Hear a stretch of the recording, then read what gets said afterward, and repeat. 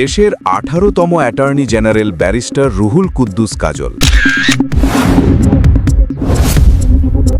দেশের নতুন attorney general হিসেবে নিয়োগ পেয়েছেন সুপ্রিম কোর্টের জ্যেষ্ঠ আইনজীবী ব্যারিস্টার রুহুল কুদ্দুস কাজল। তিনি বাংলাদেশের 18তম অ্যাটর্নি জেনারেল হিসেবে দায়িত্ব পালন করবেন। বুধবার 25 মার্চ দুপুরে নিজেই বিষয়টি গণমাধ্যমকে নিশ্চিত করেন রুহুল কুদ্দুস কাজল।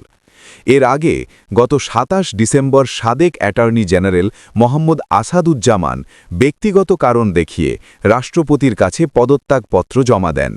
পরবর্তীতে জাতীয় সংসদ নির্বাচনে অংশ নিয়ে সংসদ সদস্য নির্বাচিত হওয়ার পর তিনি আইনমন্ত্রীর দায়িত্ব গ্রহণ করেন।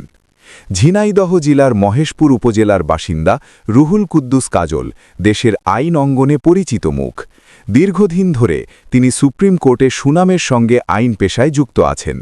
তিনি বিএনপি সমর্থিত প্যানেল থেকে সুপ্রিম কোর্ট আইনজীবী সমিতির সম্পাদক হিসেবে 2 বার নির্বাচিত হন। বর্তমানে তিনি বাংলাদেশ বার কাউন্সিলের নির্বাহী কমিটির চেয়ারম্যান হিসেবে দায়িত্ব পালন করছেন।